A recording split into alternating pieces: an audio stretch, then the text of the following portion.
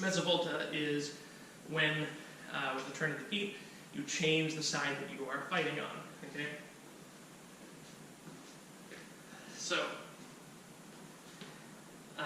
in practice, this will be fairly simple, but once we go over it, I'm going to show you sort of some details, I guess. So, beginning in our normal stance, right? With our right foot backward, right? I'm going to move it so it becomes forward, and remembering that there is a rotation of the hips here. All right, so right now, my hips are basically open this way, right? So it's easiest for my arms and my torso to be fighting on the right side of my body, okay? So then, when I take my step and I twist my hips, now they're open on the other side, so now my hips are open in this direction. It's easiest for my arms to move and for me to fight on the left side of my body because my hips have changed. Right?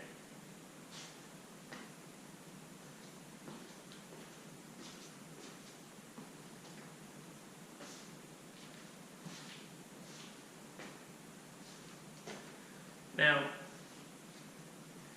it's easiest to illustrate a point here if I have sword in hand, because commonly the question is raised, what's the difference between a mezzovolta and a passing step? Well, a mezzovolta, as Fiore describes it, always changes the side of the body you're fighting on. Right? A passing step, where the rear foot simply becomes the new front foot, doesn't necessarily need to do that. Okay? So, to use a sword for demonstration purposes, okay, right now, my hips are open to the right. It's easiest for me to hold my sword on the right. Okay, simple enough. Right, and then if I mezzovolta, right, my hips change their alignment, my arms naturally follow, and it's easiest for me to keep my sword on the left. No surprises there.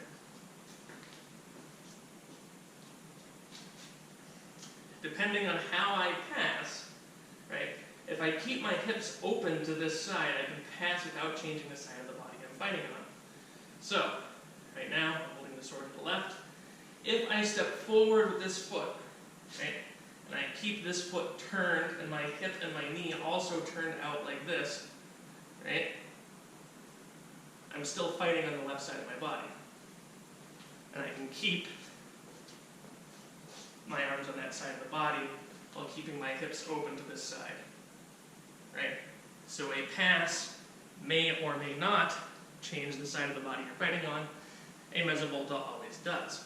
You'll notice that, this may come as no surprise, when I do this sort of pass, right, there's no rotation in my hips because I'm staying open in this direction. So there's no rotation, there's no volta. It is not a turn. Okay? So, have your volta stabile, okay? And we have our mezzovolta. Okay? Then we have your tutta-volta. Okay? Tutta-volta is your full turn. Okay? This is commonly practiced to a range of 180 degrees.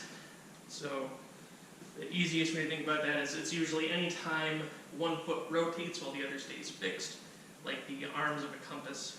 Right? So if my weight is on my left foot, this is the foot that's going to stay on the ground. Okay? So practicing this to 180 degrees, I am simply going to rotate my body all the way around. And now I'm here, having tutta-volta to face the other side. I can do the same thing, and I'm back where I started. I can also do this rotating backwards, in this case clockwise. Okay, now I'm back where I started. If you're being good about this, you're keeping lateral spacing between your feet. Alright, so they have sort of a diagonal line here connecting the middles of my feet.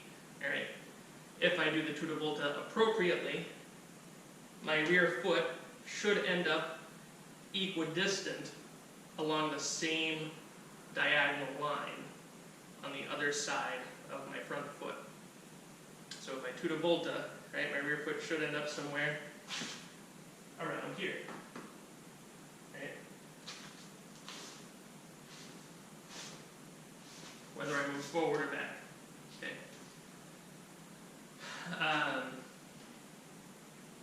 This is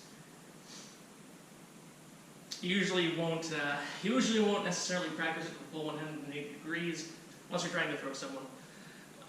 More commonly, this is often done, as far as I'm concerned, the way it's usually referred to in the Balinese text is one foot following behind the other.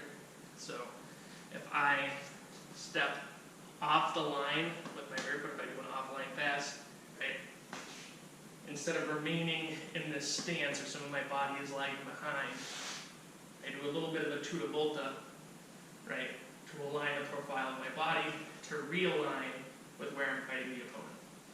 Right? So it begins as an offline pass and then a little bit of a tuta volta. Right? I think some people call this like a triangle step or something. But you can think of it like a mezzovolta followed by a tuta volta.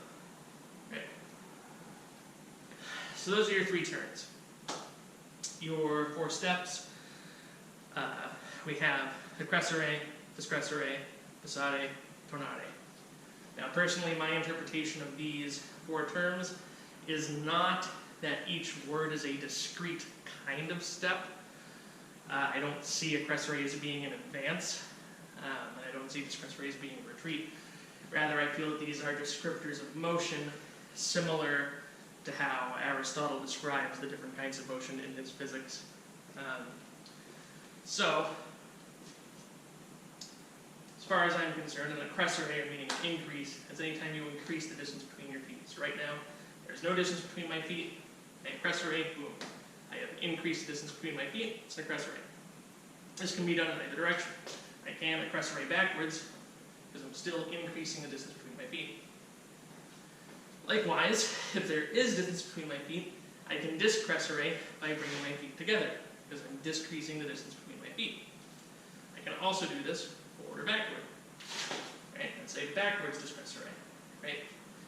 A later term that is used for any time you bring your feet together is a riunita, or probably closest cognate is like a reunion. Right? So anytime you bring your feet together, it's a riunita, and you can do this in either direction. Often this is done in the form of a gathering step, where hopefully without your opponent being wise to it, you bring your rear foot forward so that if you lunge, right, you can steal some distance from your opponent, thus making your attack more likely to be effective. So, accrescere, discrescere, accrescere, discrescere. Okay. Then we have passare and tornare. People often interpret these explicitly as a passing or a passing step or a backwards passing step, respectively. My take is a little bit different. So, passare